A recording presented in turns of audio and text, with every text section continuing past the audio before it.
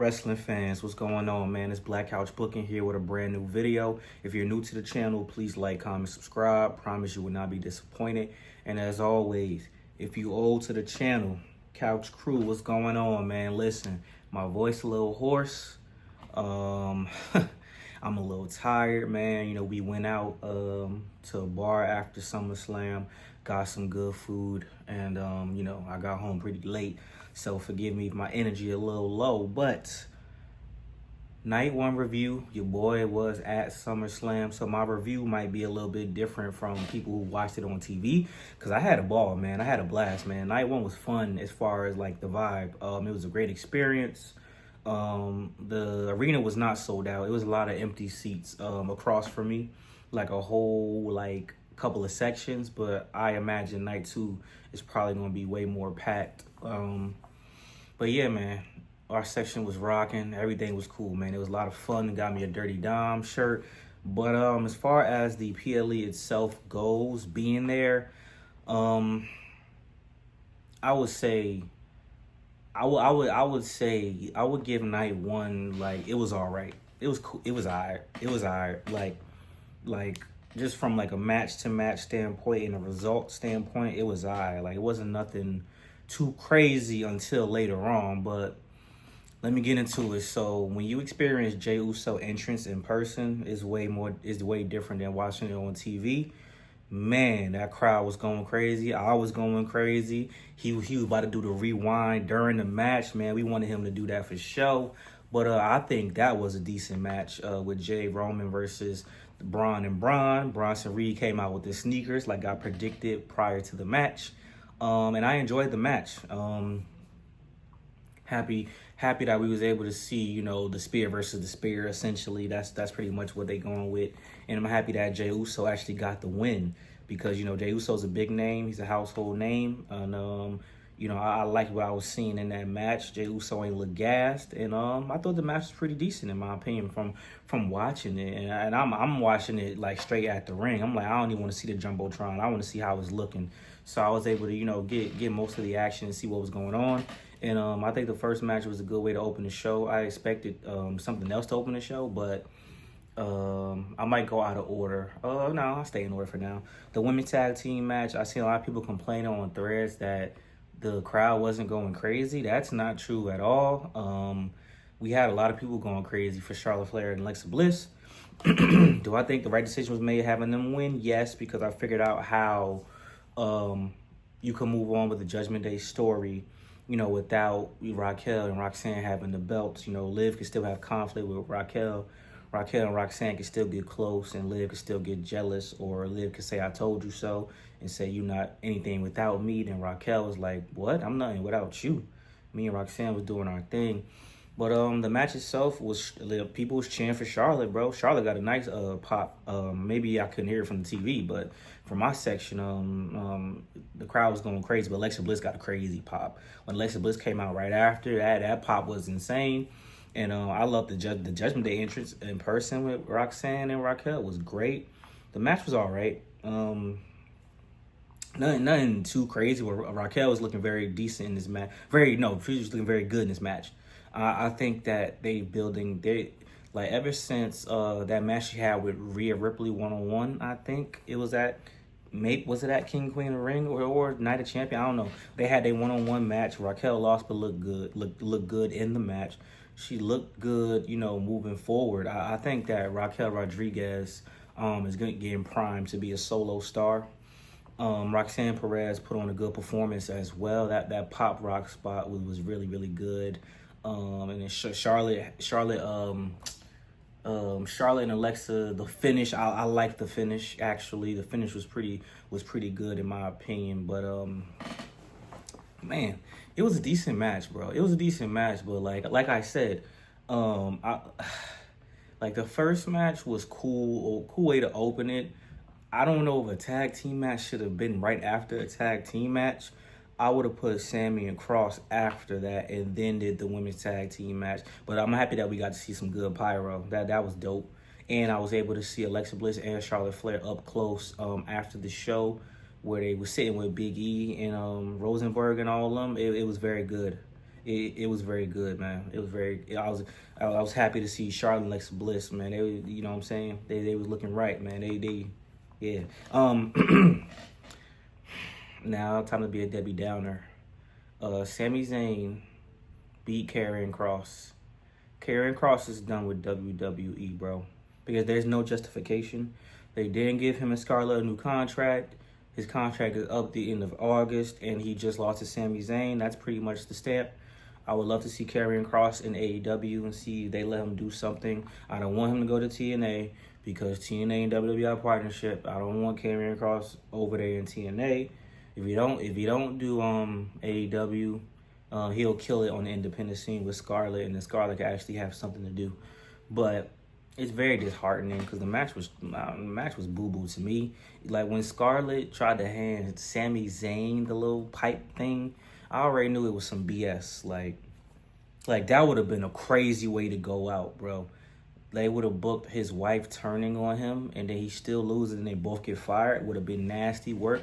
But Vince McMahon would have did that. But it was like Sami Zayn. What's the direction? Okay, he beat Karrion Kross. Now what? Like it was for nothing, in my opinion. Like Sami Zayn didn't need to win this match, bro. Well, they're not gonna rehire Karrion Kross, I guess. But they killed Karrion Kross momentum, made him look like a chump, lost to Sami Zayn for no reason twice, and now he's about to get fired, let go, whatever the case may be. This is crazy, bro. Like you can't get your own, you can't get yourself over, you can't get your own push, you can't put yourself on the map. They don't want that out of you, buddy. You do what we tell you to do. When we want you on, we put you on. So unfortunately for Karrion Kross, you know, it's not gonna work out. I'm always holding on to that NXT run, both of them. I'm always holding on to him as NXT champion being dominant, and I'm going to hold on to that Drew McIntyre match. And, you know, that's just how it's going to have to be until he can find a better place that will let him do what he can do, and then he'll show. But it sucks. You know what else sucks, right? Jade Cargill is not our women's champion. I called it. I said, yo, there's something in the back of my mind is telling me, like, Jade Cargill is the obvious. And listen, me and Chrissy made a video. I was like, yo, Jade Cargill is the obvious choice to win, but something is telling me, like, they wanna do something else with Tiffany. They really wanna, like, really push her. So I have a bad feeling that, like, the King and Queen of the Ring last year both won the titles when they got the opportunity. I said this year is either going to be one wins, one loses, or they both lose. And so far, Jade Cargill lost to Tiffany Stratton, and I think Jade Cargill and Tiffany Stratton had a decent match. I didn't see a problem with it. Our section was very divided. We had a section saying Tiffy time, half our section saying Tiffy time, the other half saying let's go Jade, and we were all very disappointed when Jade lost. And actually, Tiffany was getting hella boos, too. I don't know if y'all can hear it on TV, but Tiffany Stratton was getting hella boos. Like, hella boos, bro. Like, it was crazy, bro. I'm not gonna lie to y'all. I was like, oh, I didn't expect that. I was booing as well. But yeah, so like I posed the question, what's more significant for Jade Cargill right now? Having a mid to decent women's championship run, or feuding with Bianca Belair? And I think WWE answered my question. I think Jade and Bianca go straight into, if not straight into a feud, you carry that out to WrestleMania. If Naomi loses tonight, Naomi, Jade, and Bianca still have a story to tell. I hope Naomi doesn't lose, but still has a story to tell. But Jade Cargill losing is very disheartening. People are gonna say she's green, blah blah blah. Whatever the case may be, it's been some motherfuckers that have been shit green that have been champions in this industry. So I don't want to hear none of that nonsense, bro. But shout out to Jade Cargill. And Tiffany Stratton is still the champion. Here's what it is. Ooh, Jelly Roll, Randy, Drew, Logan. I'm happy with the result. Match kind of felt long as fuck, not gonna lie to you. I don't know why the match needed to go that long. Jelly Roll wanted to prove something by being in the ring for hella long, but everybody's ready to get Randy in the match immediately. Logan Paul was looking very good in this match. Did some very, very good work And Drew McIntyre, man. Drew McIntyre is just... I would love to see Drew McIntyre as world champion again. I think it'll happen down the line before it's all said and done. But, man, Logan and Drew got some good tag team chemistry. Like I said, Logan hit some good spots in his match. He did the Prime thing. Them tables are sturdy as hell. I don't know how that table didn't break. It seemed like they was trying to break the tables. Them tables would not go down last night. But Jelly Roll had a decent performance. Nothing too crazy. I don't know what people expected. My boy went to the bathroom during it, and he came back. Yeah, it was still going on. He was going for a minute too, bro. But yeah, I went to the bathroom too at one point. But I saw most of the match, so it was all right. Can't complain. Did we need it? No. But who would have been Randy's tag team partner? You know what I'm saying? Like I guess it makes sense. Let Jelly Roll get his bag, and it seemed like he actually cares. Like he didn't phone it in. He actually tried. So you got to applaud someone who actually tries and don't get let go because they suck. And last but certainly not least, man, CM Punk versus Gunther. This was the match of the night. It was a very good match. The crowd, I don't want to say the crowd felt restless at certain points, but there was a certain point where everybody was just ready. The Blade himself under the table. We was able to get a decent angle in person. What am I trying to say? No, I would say it was unexpected, low key. Maybe from like people who said that was watching it on TV said they didn't know what was going on, but we got a good angle, and I was seeing him like wrestle, do nonsense under the table. So I'm like, he probably about to do a blood capsule or something. But yeah, he got busted open really, really badly. CM Punk was looking great in his match though, man.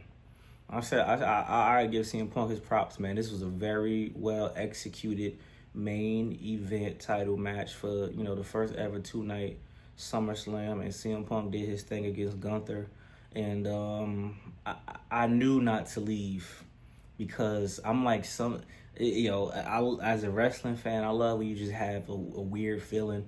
I was still kind of holding on to maybe Seth cashes in on night 2, but I was like, you know what? They're probably going to go the obvious choice. And I've said in multiple videos that Seth really did get hurt that night, but he wasn't as hurt as bad as people thought because WWE didn't put out a statement saying he'll be out for 12 months, blah, blah, blah.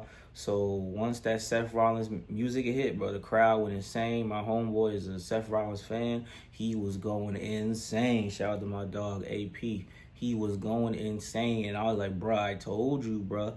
Him and the homie Los, they made a bet. They said if CM Punk win, the homie AP got to wear CM Punk shirt today. Well, this is night 2 when you're watching this. And then if Seth Rollins come back, or CM Punk just loses, period, then the homie got to wear a Seth Rollins shirt. And, well, I hope he's ready to wear his Seth Rollins shirt today because he lost that bet. A successful cash-in by Seth Rollins, man. One of my favorites, one of the top 3 wrestlers in the world right now. I'm looking forward to seeing what they do with the run. I think the run ends with him versus Roman at Mania, or Bron Breakker taking the belt off of him regardless. So Bron Breakker for sure going to get that World Heavyweight Championship. But I would love to see Seth versus Roman one more time, and let's pick a definitive winner, and let's move on like that and just finish that story. But I appreciate y'all for watching this video. Like, comment, subscribe. I'm hoping my voice come back by the time I get there, and I should be leaving out soon, actually make my way there. So y'all be seeing this video before the event start. But I'm looking forward to it, man. It's been great. So see y'all later, man. Peace out.